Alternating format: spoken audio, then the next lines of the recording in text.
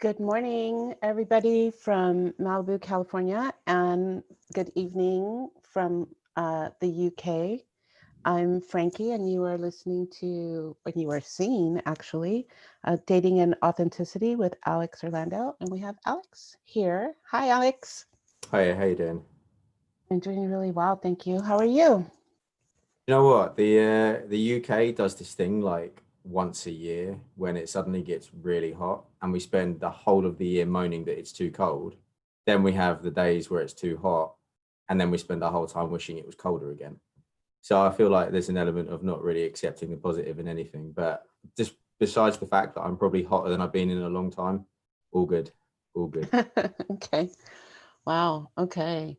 I always say that when you were in California, you took the weather back with you because you've had some pretty good weather out there. So, We have, yeah, we've had a mixture. We've had some good weather, we've had some terrible weather, we've had some indifferent weather. Now we're just at the really, really good weather again. nice. Well, good. Okay. So tell us, what are we talking about today? So we're going to talk about imperfections, and we're going to talk a lot about how little those imperfections mean. And we're also going to look at how, I suppose, how essentially society is giving us an idea of what beauty is, and society is giving us an idea of what we should look like. And we're spending our lives, spending our days in a constant state of comparison with what society is telling us what we should look like, without actually looking like or being what we want to be ourselves. That's interesting. So explain what that looks like. So if society's telling us we should be what, Mm, and we're not that, or we're striving to be that, or we sure. think we should be that, like what are they telling us? Well, whenever I work with a new client, they'll usually say something along the lines of, people don't want to date me because, and if it's a man, it will be something like, people don't want to date me because of my height. People don't want to date me because I'm bald. People don't want to date me because I'm not muscular enough. People don't want to date me because I'm too fat. And if it's a woman, it will often be something like, people don't want to date me because of my age. People don't want to date me because of my weight. People don't want to date me because I'm too successful. So we all have these things, and we all have these ideas about ourselves, which have really come from, I suppose, the way we look at ourselves in relation to the rest of the world. And there's a lot of psychological evidence that says that we compare ourselves with other people because we don't know where we stand. So we're comparing ourselves to other people in order to understand where we rank and where we stand within the rest of the world. And obviously, of course, from a dating perspective, this is really, really key, because however much you look at it and however much you choose to acknowledge it, there's always going to be an element of, I suppose, currency and value in the dating world. And I'll touch on a little bit later about the way I see those two things. But just on an instinctive level, when you're meeting somebody for the first time, or when you're connecting with somebody for the first time, there's always going to be judgments based around each other. And we're all going into these dates, we're all going into these interactions with people, no matter whether it starts on a dating app, a social media platform, in person, at work, whatever. We're all going into these interactions, meeting people with these preconceived ideas about the way that we see ourselves. But one of the reasons why I think this is a really kind of key topic now, and a really important thing to look at, is just that, well, I was thinking about this the other day. Society and beauty standards nowadays are actually unbelievably high, but they're not necessarily high in terms of a healthy, obtainable way. So by that, what I really mean is that, certainly in the UK at least, and I think this is pretty transferable around the rest of the world, there's a real expectation on women to be really slim with big breasts and big bums. And then there's a real expectation on men to be really muscular, but really slim and really ripped at the same time. So it's almost like women are having this kind of Barbie type of standards like pressed upon them as being desirable, and men are having these kind of action man standards pressed upon them as desirable too. And what's bad to say about this is that a lot of these beauty standards aren't actually obtainable naturally anyway. And a lot of these beauty standards are actually really unhealthy for people to chase and people to follow.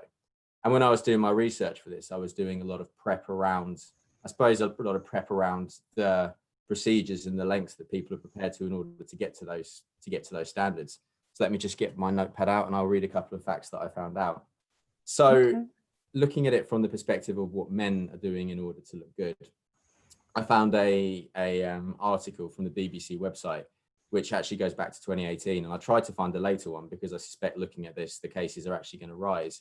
But what I found in this article was that stats actually show, and these are medical stats too, actually show that in 2018, up to 1 million British men were using steroids for beauty purposes and not for sporting purposes. And really interestingly, in Wales, which incidentally around here is known as being a country that has quite a high steroid use and a real steroid hotspot, they found numerous cases of 13-year-old boys actually using steroids as well.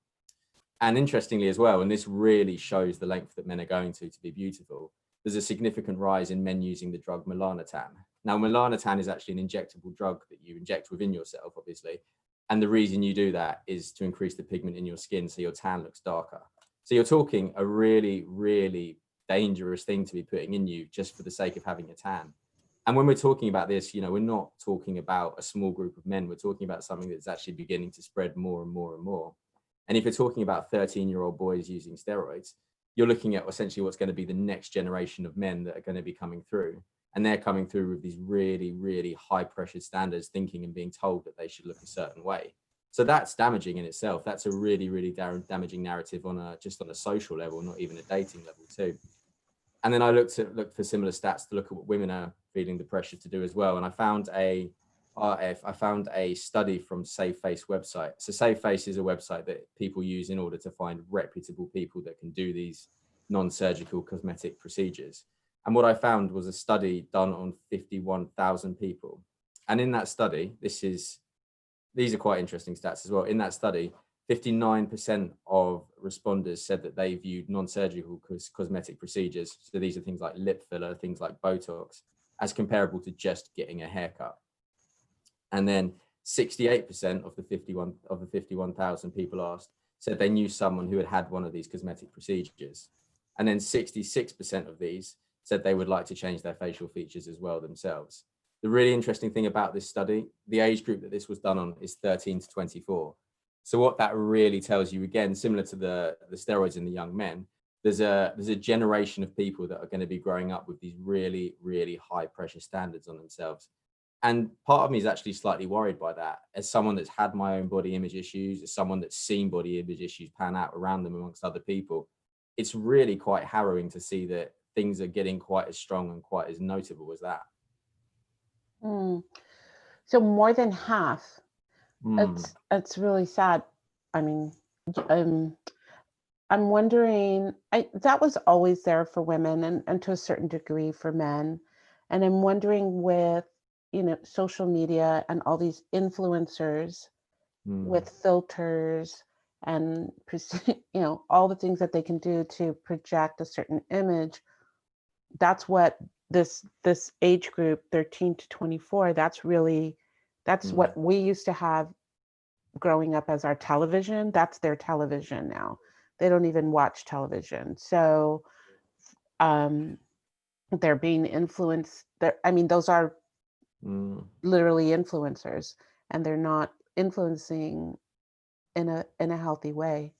And of course, it's twofold too, because the more you see something, the more normal it becomes. And the more normal something becomes, the more likely you are to benchmark yourself against that.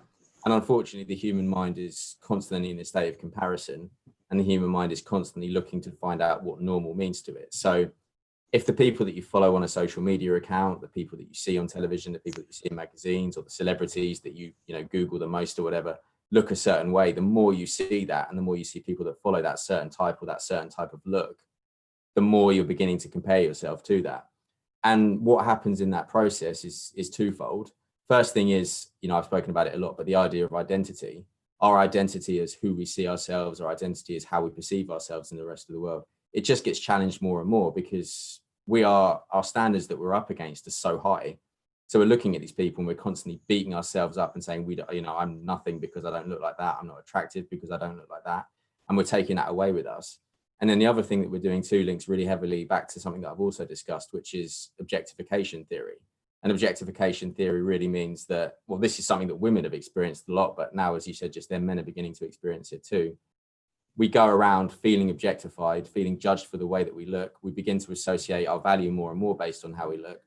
And then what happens is our value gets lower if people don't respond to us in the way that we want them to, or our value gets lower if we can't find our value in other forms of our own personality or our own identity. So it's really interesting to see we're all in this state. And even people that say they don't follow fashion, or even people say that they don't follow beauty, will be experiencing it themselves. They'll be having their own interpretation of where they are. And for some cases, it's not always going to be good. It sounds like in most cases it's not Mm, good. Any type of comparison is always setting ourselves up for failure, because there's always somebody that is going to be bigger, more of, whatever we perceive that we should have or be, and there's mm. just no way to measure up to what there is. And as long as you're comparing, it's you're never going to win. Never. Yeah. That's a losing battle. But of course, the other thing with that too, and you're absolutely right, but we everybody wants instant gratification. So if we see somebody that we think looks good, we want to look like that as quick as possible. If we see somebody that has something that we want that as quick as possible. And when we don't get that instant gratification and we're not satisfied instantly, we tend to feel a little bit of resentment and a little bit of self-criticism because we don't have that, or because we're not that. So that's another thing to add into the equation as well. There's so much going on in this narrative of just living. There's so much going on in this narrative of just being, that it's actually becoming harder to just be, because there's constant pressure from outside the world coming in on us too. Yes, for sure. I look at makeup tutorials online and so forth, and I'm always looking, especially now with being on Zoom all the time and meetings being online and a lot of life being online. I'm looking for ways, and I swear, I am literally, I'll shut it off most of the time, because they're putting on 20 products Mm, of this primer and this contour and this for blush, and then for something else, and then your eyes, and then your eyebrows, and your eyebrows should be as thick, and it's exhausting, and it's overwhelming for me personally. I think, first of all, I'm not going to go out and spend all that money on these products that you're using, and I don't. And second of all, even if I had them, I wouldn't want to take the time to do all of that. It's exhausting just watching it, and mm, impossible to accomplish. sure. And you're also, I mean, just to segue off from what you've just said, because I really like it, we're also constantly questioning why we're doing it. And, obviously, as you know, the basis of my coaching is authenticity and getting people to be true, both to themselves, firstly, but also getting people to be true to what they want and who they want to be. If your standards are set by somebody else, or the pressure that you're putting on yourself has come from something else or come from somebody else, you're not having that authenticity with you. You're not being authentic with yourself. And, I've touched on it a lot as well. One of the things we want the most is fulfillment. But fulfillment comes from understanding who you are, and fulfillment comes from getting and working towards being what you truly want to be. So we have this pressure put on us. We have this outside narrative pushed upon us that once we feel a certain way, once we look a certain way, once we have something, we're going to be happy, we're going to be fulfilled. Sometimes we get to that point and we realize we're not fulfilled because it was never what we wanted in the first place, or we're chasing something that was never going to make us happy in the first place, or we're chasing something that we were never going to get to in the first place. So you're never going to be fulfilled either, because what you're chasing and what you're striving for and what you want isn't something that's even relevant to your life in the first place. So there's so much external dialogue, and there's so much, so much coming in towards us, that it really does take a lot of time to actually understand that it's not necessarily what we need, and it's not necessarily what we should want. And I always find it really interesting when I work with a client for the first time and I say, what do you want? And they don't even know, because what they think they want is what's being conditioned from outside their world. And I'll often say to them too, well, in fact, the first session that I usually do with someone is about getting them to define where they see themselves in the world and where they want to be within the world. Because what happens is we lose sight of that. We're conditioned. We're conditioned by the jobs that we do. We're conditioned by the interactions that we have with people that we know, and we're conditioned by what we read and what we see. So when someone actually begins to reflect on who they are and reflect on what they want, they suddenly realize that possibly for the last few years of their life, they've been chasing something that was never right for them in the first place anyway. So it's really quite interesting to look at the comparisons versus what we're told we should want versus what we actually want. And I'm always interested too when I talk to men that are in, what they think is perfect shape, what they think is amazing shape, and their relationships or their love life with women hasn't improved in the slightest. They've just chased something that maybe gets compliments from other men, but it doesn't increase their chances of meeting the women that they want. It doesn't make them more attractive because they're basing themselves on something external. And obviously, if what you're basing yourself on is external, there's no authenticity with who you are in the first place either. Right. Yeah, I mean, that's really great. Asking people, what do you want? Nobody asks us that. I mean, people don't walk around really authentically or, caring enough to just be with another person, being present with them and go, well, what do you want? Nobody does that. I feel like there's the conversations of what are you doing, you know, what are you doing? That's very typical. And so we create this busyness or these goals to achieve something where we're never, just kind of reiterating what you said, we're never really getting to the source of what do I really want? What's important to me? I know for me, like, when I went through a divorce, like it's been over 10 years, but, I was working with a group of people and they did triathlons. And I was like, okay, so I got a trainer and I started doing triathlons and I was like in the best shape of my life. It was amazing. And I was so sad.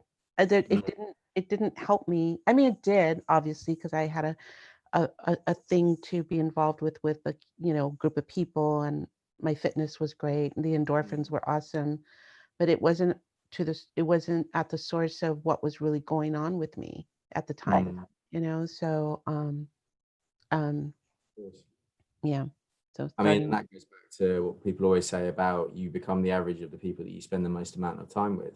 Hmm. And if you're spending time with people that are doing something that you're not necessarily truly on board with or truly excited by, but yet you're still doing it because what you're hearing from them is that that's what you should be doing. It's the same thing. You're living your life molded off and you're living your life sculpted off what other people are telling that you should do as well. Right. So Yeah. it's always about looking back at what you want, and it's always about looking back at who you are, because that should be the basis and that should be the starting point for where you look for what you get to or what you want to aspire for. Hmm. So once you distinguish with your clients, is it usually the first session where they can start to distinguish what they want and get to the bottom of that? Yeah. Yeah, Hmm. it usually takes longer than you think it's going to be, as then it's going to take as well. And often that's because what they think they want is so intrinsic within them and has come from so many different sources and probably come from a really early age too, that you almost have to unpick years and years and years of thoughts processes around a particular thing. And quite a strong observation that I've had too is that we're often attracted to things, or we're often see things as being desirable because what they think it will reflect about us. So I remember having one client that I worked with, a girl, and a woman, and she said that she wanted a rich man. And I said, why do you want a rich man? And she never quite had a definitive reason. She had a few ideas, but they weren't anything that she wouldn't get from being with a man that wasn't as rich. And then she suddenly said in one of our sessions, she said, oh, it's because my grandmother told me that I should have a rich man. And then when she said that, I thought, yeah, that actually makes a lot of sense. It makes complete sense. And then we spoke about some of the men that she'd been attracted to. And a lot of these men may have been successful, but they were classic textbook narcissistic type of men that couldn't relate on an emotional level to anything. So she realized that that wasn't fulfilling her either. So something like that just really reflects that we're conditioned and told what we should want, and we're conditioned and told what's desirable too. And men do it as well. You often speak to guys that felt ugly when they were growing up. You often speak to guys that were like the typical nerds when they were at school, and they have this fantasy about attracting a cheerleader because they think to themselves, once I can attract a girl that looks like a cheerleader or seems like a cheerleader, that part of me that was ugly and undesirable as a child is dead, because I've now proved to myself and I've now gone full circle and completed it and now proven that I can attract the type of woman that I always wanted to attract when I was younger. But of course, that doesn't really prove anything. It just possibly improves that a situation's presented themselves where they found someone like that, or they never meet somebody like that and they consistently base their self-worth around that as well. So we're all living our lives, we're all looking at what's desirable, but possibly we don't actually even know what is truly desirable to ourselves, because we've never actually, like we said just then, we've never taken the time to think about what it is. We've never taken the time to actually think about what we want. Mm. And I don't think it's unfair to say that, there's a lot of movement nowadays to people being describing themselves as things like sapiosexual, which is obviously, of course, being attracted to intelligence. And then there's a lot of movement now around people describing themselves as demisexual, which is about being attracted to and drawn and wanting, really craving connection with people. And I think it makes a lot of sense, because connection is probably something that you miss if your dating values and what you choose to prioritize in a potential partner is based on external, because maybe there will be a connection, but the connection is probably going to come secondary to what you were looking at before. So I think it's powerful to look at how, well, with anything, when you have trends, when you have fashions, you'd always get the opposite end of the spectrum, which is kind of beginning to get louder and louder. So we have, on one hand, we have the external side, which is all about striving for beauty, everybody being perfect. And then you have the other side, which is more the demi and the sapiosexual side, which is about looking at people for who they are and not the way they look or not how they present themselves. Mm. Well, it's always at the end of the day, it doesn't matter what people really look like, because chemistry happens when you least expect it, with the least likely people in the least likely situations sometimes, and you can't calculate that. And so um you know and it's not about the the makeup or the body physique or any of those things most of the time. You just, Not at all. yeah. So it's always I feel, and I know we've talked about this a lot, it's like, well, how can I be the best version of myself? And it's taken me a long time to get there, right? To take off a lot of layers of, things that have happened and what I made them mean about myself, and Mm, dismantling that and really getting to the core of what actually happened, and how I'm mm, going to have it go from that point forward, as opposed to being dominated and ruled by some perception that I had. Um, of course. yeah, but and I know your work is very much inside of, Mm, being the authenticity is being with ourselves exactly how we mm, are, and mm, using those, and in the discovery of who we are, really making that work for ourselves. Because I mean, someone could be very intelligent, and another person could say, I wish I was that intelligent, but maybe they're creative artistically, not that artists aren't intelligent, and they have another skill. And so mm, why not tap into that instead of trying to be something that we'll never achieve, mm, you mm. know? I mean, I'll never be Barbie. I'll be her, what is the skipper or whatever, her little sidekick? Like, I have no idea. yeah, in the Barbie land, there's like she has a little sidekick who's like brunette and not all tall and stuff like, you know. And our sidekick's probably doing really well with the boys as well. Not too bad, not too bad sometimes. But, I mean, and I actually, grew up, my best friend, she was very Barbie-ish. She was very tall and slender and very fair. And there was, I felt like I should look like her, but of course I never would. Growing up, you're a teenager and you're thinking, well, she's getting all this attention, and look at, the boys she's attracting. And then it was really interesting because as like we got older, and I remember being like 19 or 18 and my body really changing. I'm curvy, and all of a sudden, like, my breasts were bigger than hers, and it was just a whole different world. And then she was jealous of me because I was kind of, the tension had shifted a little bit, Of or course. maybe we were, I don't know. It was just, I always look back um to that time, and what I made that, Mm, and how I got to mm, own what worked about me. sure, sure.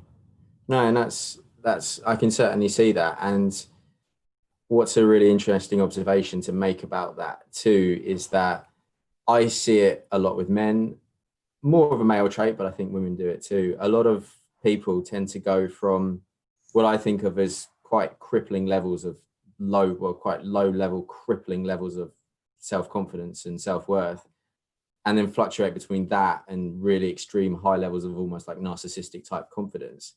And what it really tends to reflect is that confidence is, if confidence is based on something external, it's a constant journey to get to that. And it makes a lot of sense when you think about it, because if you take or you think of the people that you've known in your life that are seen as attractive, often at times as they've got older, often at times as they've, developed, they've began to put more and more of their identity on being attractive. That's become essentially what their worth is based around. So people say they're attractive, they internalize that, think I need to become more attractive. And again, this is going back to the objectification theory. But then someone else comes along who's more attractive than them. Someone else who they used to know becomes more attractive to them. And it's like a complete mind shift and an absolute head fuck for them almost, because they just can't comprehend that their values being challenged, where they saw themselves as being challenged. And it's it's interesting how when that happens, rather than taking some time out and looking at who they are, rather than taking some time out and just thinking, okay, great, maybe it's liberating that I don't need to put quite so much pressure on myself to be attractive. Instead, what they actually tend to do is go to these low levels of self-confidence again, because you've taken their worth away, you've taken their identity away, and now suddenly they think to themselves, who am I, what can I be? Whereas the person that was less attractive and has now become more attractive, in the time that they weren't so attractive and didn't feel so attractive, they've had to develop. So they've had to develop other aspects of their personality. They've had to focus on themselves, work on themselves, build more of a connection with themselves up. And by doing so, they kind of get a little bit of the best of both worlds, because they've grown into their looks, but they've also done the preconceived work on their personality as well. So it's a good match for them as well. Whereas the more attractive person who's basing their worth on being attractive is now having to rebuild themselves almost from a completely different starting point to where they were at before. Right. Wow. That's yeah, and then, I mean, you were talking about the cheerleader. I mean, the cheerleader, we all age. So, then what? Yeah, Then you're and we yeah. all age in different ways. We all develop parts of ourselves. There's all things that we become more proud of as we get older, and there's things that we become less proud of as we get older. But I think that's okay. That's life. That's being a person, that's developing. And this is, when we introduced this topic, this was about embracing and accepting those flaws. And the really simple reframe that I always do whenever I work with a client. So, let's say I have a woman who says that she doesn't think men will want to date her because of her weight. The easiest reframe to that is to say, well, would you want to date a man that was constantly judging you on your weight? And they'll always go, no, absolutely not. So instantly, by doing that, the paradigm's changed. They don't need to think about their weight in the same way. And what they're actually acknowledging, that it's okay for them to have this hang up. It's okay for them to, feel that way about themselves and maybe have it being something they want to change. But they realize that they don't want to change it for the approval of somebody else, because they don't want to be with somebody like that who will judge them on that. Hmm. I know, excuse me, I know that for me too. In my experience, men don't always want a thin woman. Like some men don't like that. And I mean, I think thin women are equally beautiful. I have nothing against thin women. And some, their bodies, our bodies are the way they are. And I think that's so they're, everybody's beautiful in the way that we're beautiful if we can embrace that about ourselves. And I have found in being single and talking to men, them being really like being interested in me specifically Mm, because I have a certain body type that they find appealing, sure, you sure. know? So that's Yeah. always interesting when I hear that. I'm like, Mm, okay, really? Okay. And anyway, but it just affirms that just because there's an image projected, whether it's a superhero man, whatever. I mean, I love Mark Ruffalo, but I don't love him as the Hulk. I love him as Mark Ruffalo, kind of the cool, kind of um sensitive guy that is good with his emotions and expresses that. And mm, he's just kind of the average looking guy. sure, sure. And I think again, just by bringing someone like Mark Ruffalo in that particular equation into that particular equation, you're delving into now about the different ways that men and women would perceive masculinity. So a man looks at Mark Ruffalo as the Hulk and sees that as the more masculine, desirable side. You're looking at Mark Ruffalo as an average looking guy who's emotionally intelligent.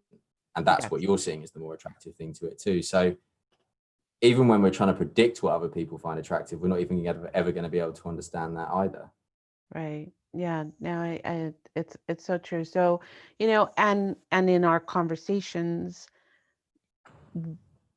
I know that even when we were talking about being an introvert and extrovert, when we had that show, it was so fascinating to understand what either does and then how that works for them, and how Well, when you coach people that are introverts or extroverts, you really tap into their um, those things that are, beneficial in their personalities, that's just who they are, and how to use that, mm, so that they yeah, can function and be in the world and not feel like they're too much or too little of anything. yeah, how to use that, how to reflect on that, and how to be that, but also how not just to be that, but how to actually enjoy being that.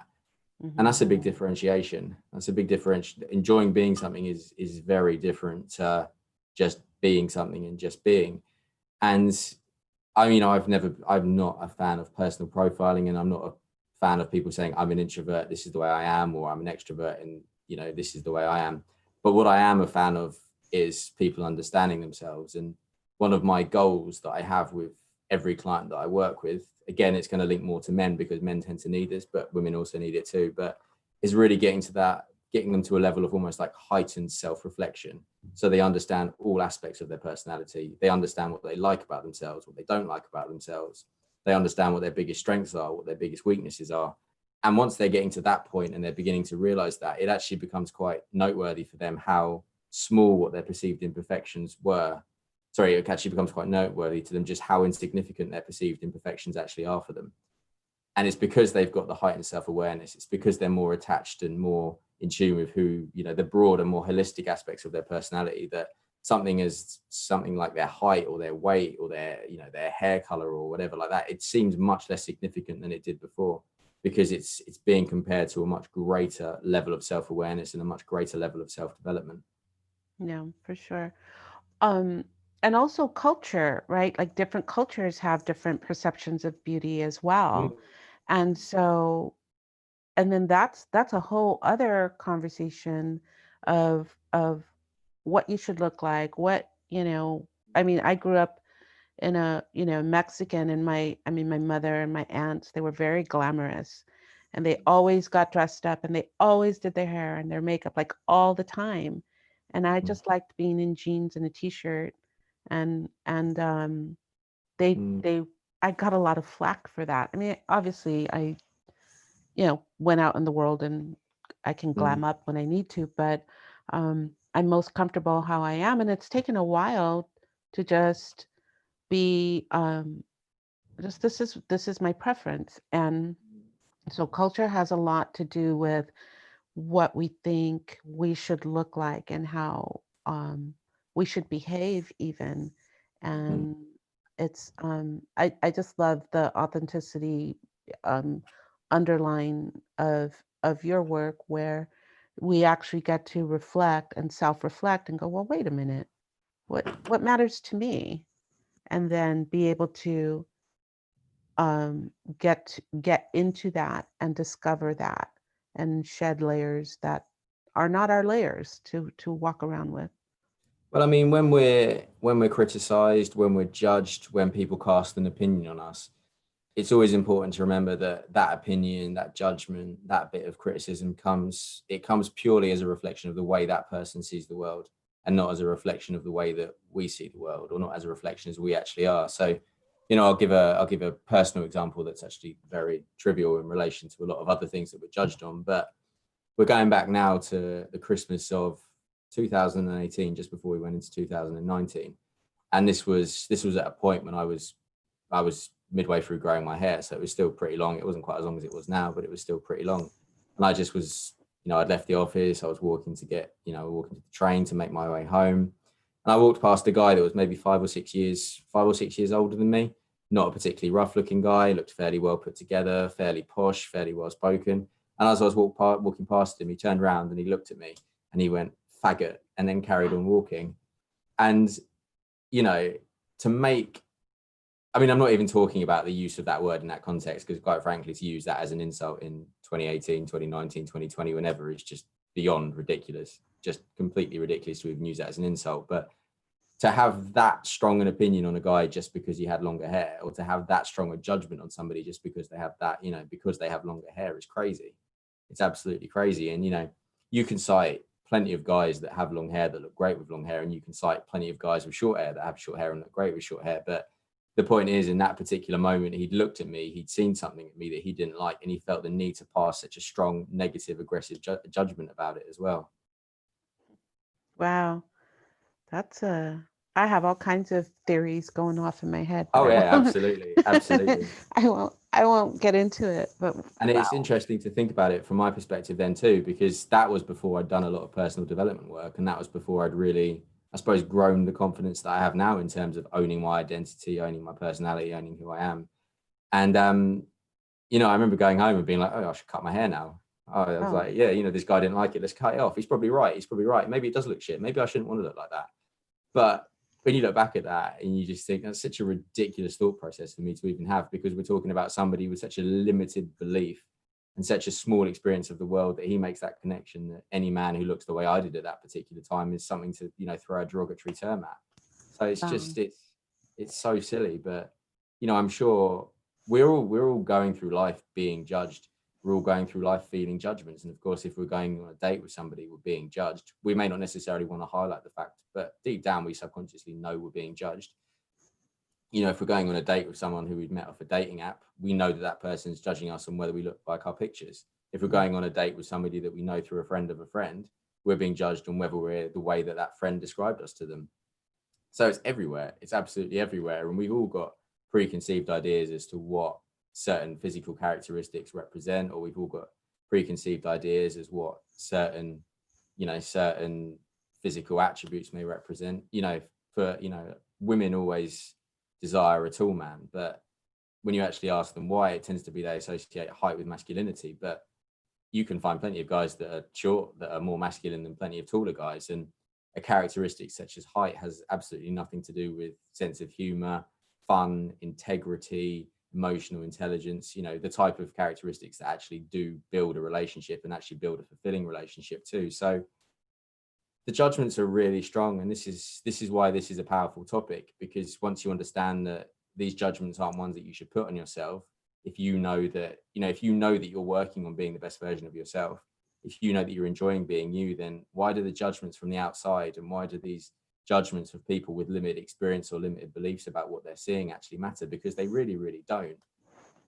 Well, it's interesting that you would say that, because I think that particularly with online apps, I mean, I've never been particularly personally, or people in my circle, my friends, we've never said like, I really need a guy who's 6 feet tall. No, Mm, I've never said that. No one's ever said that I can remember. And when I was on the dating apps, all of a sudden you have a choice. Well, mm, how tall do you want him to be? Well, I hadn't thought about that. Well, why not 6 feet tall? And all of a sudden it's a thing that didn't even exist before. It's mm, it's so I don't think um as a rule women want somebody who's tall, and yes, there is that, we want that masculine mm, protector. Somewhere in us there's that, in our DNA as women, there can be that desire. um but I mm. don't really think that women across the board need to have a Well, the height one's an interesting one, because the height one is relative. So a woman of 5'1", 5'2" is going to look at a guy that's 5'9" and 5'10", and that guy is going to seem tall to them.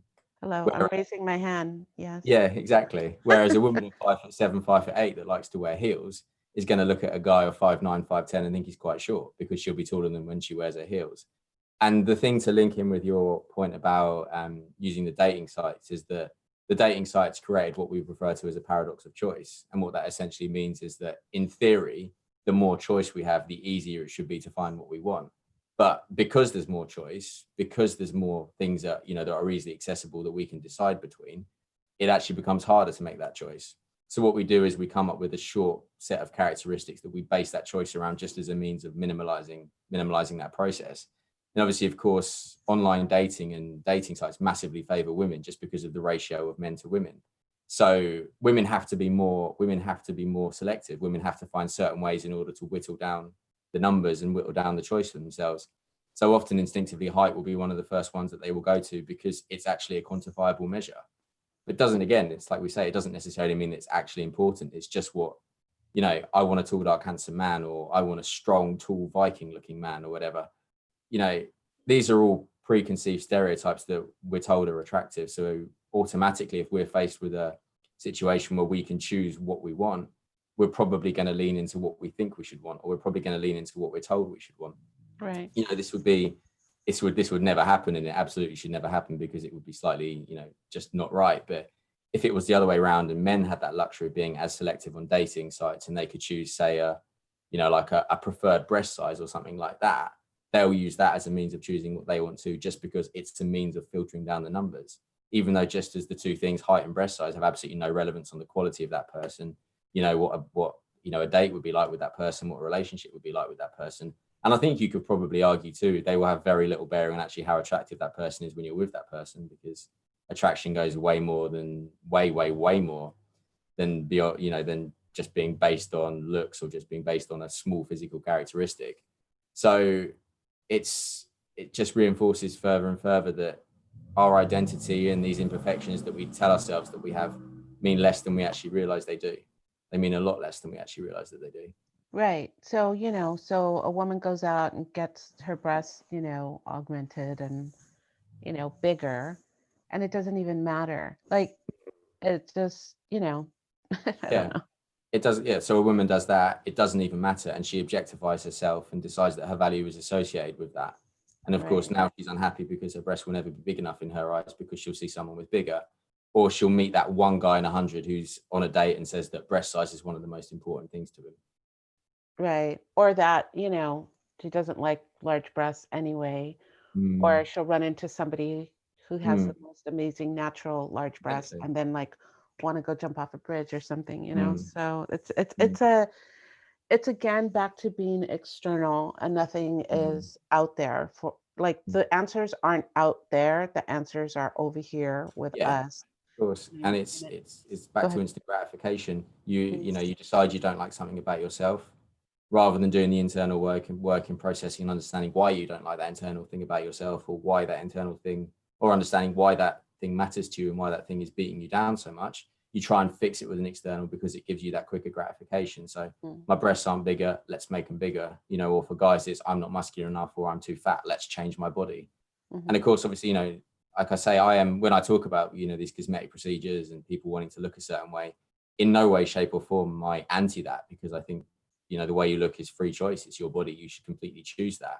But what I am anti that is people doing it for other people, because yeah, that is the very opposite of authenticity. And that is also the very opposite of self worth. yeah, And it really makes your self worth actually a lot worse, because you're not doing the work to develop yourself. right. And again, to your point, I know people have had procedures and they've been like, it was worth every penny. They're Mm, so happy with the outcome and feel way more confident, but they did it for themselves. In all those cases, they did it for themselves, and mm, they were happy before. It wasn't something to try to, get mm. somewhere or do something. I mean, Um, when a decision comes from a place of strength, it's amazing. When a mhm, decision comes from a place of weakness, you're literally taking a plaster over over a gaping wound and trying to fix it, and it will never work. right. I know. Well, we have some questions. Do you want to get to those? Yeah, yeah, sure, definitely. Okay. All right. So, first one. I started dating an older man and we have great chemistry and get along well. He seems to have hangups about me seeing him naked because of our age difference. Is Hmm. there anything I can do or say to help him? I don't want to make it worse. So I think that this is an interesting question, and I think it's interesting because I would say in the last few years, I've actually noticed there has been a shift in terms of acknowledging the fact that men do have body issues. And I often think that a lot of men probably have had those body issues for a while and have probably piled the pressure on themselves to look a certain way. And I think it's actually really odd. I speak a lot about the coping mechanisms, and I have done a lot in the previous weeks. But I think one of the ways that men often cope with feeling self-critical is defensiveness. And it sounds really odd to say, but a lot of men, when they get older, I think often do put on weight, because it's kind of like a defensiveness in terms of saying, I'm comfortable with who I am. The woman in my life is just going to have to accept me for that. But I think what's really interesting is that whether that's actually the case and it's actually working for them, I don't know. And I think obviously as we get older, we do become more complacent, just because life brings other stresses at us. But possibly in the case with this particular question, there is an insecurity from a way back which he hasn't necessarily addressed, or there's maybe a pressure that he's put on himself from way back that he hasn't really addressed as well. And I think that, you know, people often say that men get better with age, and men will often associate that, and they'll look at men like, say, Hugh Jackman, a guy in his early 50s, and think that's what I should aim to look like. But of course, that's a straw man example. That's not what every man in his 50s looks like. So he's already probably got his own pressure. And if he's dating somebody who's much younger, that pressure is probably higher because he feels like he needs to look better in order to make you happy. So he's probably battling a lot that he probably doesn't realize that he's battling. And he's probably battling a lot that he doesn't necessarily even feel comfortable expressing. But I think the very worst thing that you could do would be to say or do something that will trigger his mind going, to leaning into that narrative about himself. So I think what people don't realize is that when someone has, say, issues with their body, one of the worst things that you can do is actually acknowledge that somebody else is attractive who looks nothing like them. Because someone with a secure attachment style who's comfortable with themselves will look at that and they'll say, okay, that's absolutely fine. She's attracted to him, no worries. Someone who's not will hear you say that and they'll think that's what she finds attractive. That's what I have to be, because they're in such a heightened sense of self-awareness that they can't make that differentiation between what you're saying versus what you actually mean. So for me, I would look at it from a perspective of about, getting him to embrace actually who he is and getting him to be more and more comfortable with who he is. And I think the way that you'll do that will be maybe not necessarily acknowledging the way he looks as being important, but acknowledging the other characteristics that you're attracted to about him. So whatever it is that first drew you to him, let him know, talk about it a little bit more, have that honest conversation with him, spend time with him where you reinforce that part of his identity in a really positive way. Because my hope would be by doing that, that his value that he's probably associating with the way he looks becomes less important. And as a result of you telling him what you love, what you desire about him, that's different to that, he'll probably feel valued in a completely different way. Really good. Okay. The next one is from a man. I really like online dating apps to meet women because I stutter. I do really well in writing and texting, and they all seem to fall for me. But when it comes to talking, I choke, I back off completely. How do I get past the texting and onto the date? So from a coaching perspective, it sounds straight away like there's a barrier that you've created in between. So it sounds like in your mind, you feel very comfortable. You've almost created I suppose what you think of the metaphorical equivalent would be you're playing a video game. And level one is the first message on the dating profile. Level two is possibly the first message about meeting up. And then level three is the date itself. And it sounds like you feel very comfortable completing levels one and levels two, but in your mind, you don't actually necessarily believe that you'll ever complete level three. So what we have here is really a self-created limiting belief. And I would say two things to that. If you really have a problem with your stutter and it's something that you really do worry about, the very worst thing that you could do would be drawn to a woman who had a problem with that, because you're never going to be happy and she's never going to be happy. So I would change the goal, and I would actually look at it in terms of saying, yes, I have a stutter, but the woman that I want to be with, or the woman that I want to spend my life with, or even the woman that I want to date at this moment in my life is going to be cool with that. She's going to accept that, and she's going to find that something that's endearing and attractive about me. And there will be people that will look at it like that, because one of the things that we realize a lot when we're actually out in the real world and we're actually meeting people is that once people see things that they like about you, they're a lot less judgmental about the other aspects of you. And I think that your opinion on yourself and your opinion on your stutter and how much it matters, and the fact that you see yourself as constantly choking, is probably amplified much more out of your own perception and your own decision rather than what's actually happening. So my advice would be just carry on, just go with it, and almost use it as a screening process. If a woman doesn't respond well to you, then just decide that she's not the right woman for you, rather than saying that it's a problem with you. Instead, just view it as it's a problem with, it's a problem with the situation. It's a problem with, as we've said earlier, it's a problem with the way that she views the world. Kind of cute, stuttering. Okay. I have what people call a fetish, liking women's feet. I've tried to be vanilla sexually, but I can't shake it. When I tell someone I'm dating early on, they get turned off. Do I just not pay attention to that part of me for the sake of a relationship? So first of all, I actually have a lot of respect for the asker of this question. And the reason I say that is because so many people walk around in life ignoring their fantasies, ignoring their, I don't want to say necessarily fetishes in that equation, but they ignore what they want sexually because they feel shame around it, or they ignore what they want sexually because they're worried about how people will judge them or how people will view it.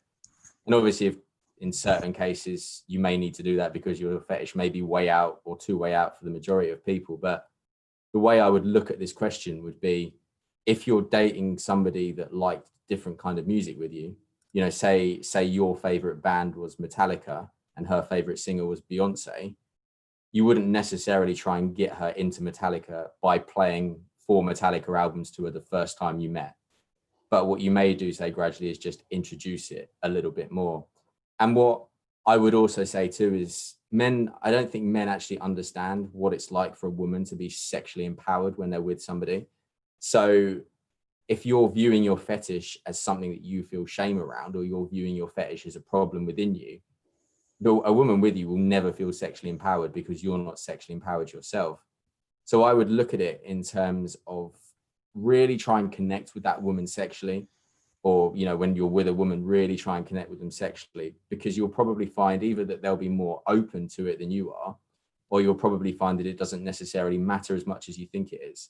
And my hunch too would be, if you're using words like vanilla to describe your previous sexual encounters, probably means that you've not fully been into it, which possibly means it's a reflection of the women that you've been with in terms of them not being right for you, or it means that possibly it's the way you view sex and it's your own experiences of sex. So I think it's really about changing the way you see it. It's really about changing the way that you view it and the way that you feel it. But I also would really focus on empowering the women that you're with sexually too, because you'll find that sex won't be vanilla when you get to that case at all. Sex will be far from vanilla. Mm. And I want to also say that here on your website that there you have an offer for a free 30-minute session, coaching session, right? You want to tell us a little bit about how that works? Yeah, I mean, I like I've said before, the 30-minute coaching session is my favorite part with somebody because it's that initial insight. And the more I do the 30-minute introductory sessions and consultation sessions, the more I realize just how passionate I am about what I do, because I start to get an insight and I start to understand a new person straight away. And it's really exciting when you have that conversation and you start to talk about the world that they would want to create them for themselves. And you know that you can be a part of helping them get to that point as well. That's so great. It's a great offer. Well, so what are we going to be talking about next week, Alex? So next week we are going to focus on dating stereotypes, and we're going to look at some of the preconceived things that we're told are attractive. So, for example, one of the dating stereotypes that a lot of women have a phase that they're attracted for is the bad boy, and then we have like the dating stereotype where women are attracted to the gentleman. So we're going to look at those stereotypes and we're going to look and understand if they're really actually as attractive as we think they are, and we're going to understand if the stereotype is actually what we think it is and represents what we actually think it does. That's so great. Again, I have all kinds of stuff going off in my head about that. So I think it's Definitely. going to be so good. Okay, well, is there anything else you want to say about embracing imperfections or perceived imperfections? No, I would just really emphasize to everybody listening, because probably at some point in this week you're going to get criticism and you're going to get judged for something that's not your fault or not a reflection of who you are. So I would just encourage you to just think of what I said earlier. When people judge you, it's a reflection of the way that you see the world and not actually what's going on. Mm, that's great. Do you want to leave your listeners with that, or do you have Yeah, something no, else? that's exactly what I want to leave the listeners with. I think that's the most powerful thing I can say at this point. I agree. I agree. And now we'll have our producer Steve say a few words before we close.